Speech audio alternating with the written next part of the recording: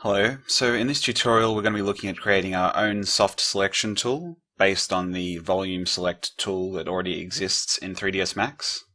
We're going to use the Max Creation Graph tool. This will allow us to be able to change these soft selection modifiers here to have different parametric controls that are completely defined by us and can be edited to suit a particular project. So let's open up the creation graph. And as you can see, I've already designed a script myself. I've just called it the soft selection tool here. I'll provide a link in the description to download it. So to begin, I've used the parameter of inode, which is where the user can input their particular node that they wish to use for the soft selection. I then connected it to this compound object, which, as you can see if you just hover over here, is called the mesh vertex to node distance, and basically what that does is it takes our selection node that's inputted by the user and then measures the distance between a vertex on the mesh and that node, and then simply connect this modifier matrix, so it takes the matrix from the workspace. These vertex distances from the node then feed to this effect region operator. This is where the parametric component comes in and brings the advantages over the built-in soft selection tool of 3ds Max. Here we have the three parameters that are feeding into fall off, bubble, and pinch. So this tool could be used for something like a custom shading solution for a window.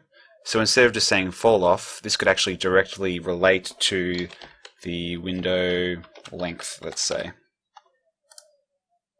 But just as a single parameter, that may not exactly match your window length, so this is where the parametric tools come in useful. What we can do is simply press X and type in add. We'll copy this input here. Now we can add two different values together and replace the fall off. So now you can rename this a constant and have a default value that matches whatever you require. So now that when this value is added here, it's added to the constant, or it could be multiplied, and then that feeds into the fall off value. For our example, we'll keep things simple though, so we'll return this to name1 and delete these and feed that back into the fall off. So now that we've generated a function for the calculation of the soft selection, we actually need to add the option for a user to define a mesh, which is what we'll do over here. So finally we insert the parameter here, which is where the user defines the mesh, and this mesh is then fed into two different nodes, one being the mesh vertices node, and the other being the soft selection compound object. So the mesh vertices takes the vertices of the user-defined mesh and applies them to the function that we defined before, and this data is fed into the soft selection, which again uses the user-defined mesh, which is then finally output into the output modifier, which is a mesh output modifier. Now we can go up to build, click evaluate, and say yes to save. Validation is successful, so we'll minimize this. Now we can click on this object and we'll delete the existing volume select, and we can search from the list of modifiers and we should be able to find our soft selection tool. Now we'll go to create and we'll add a point which will act as our node.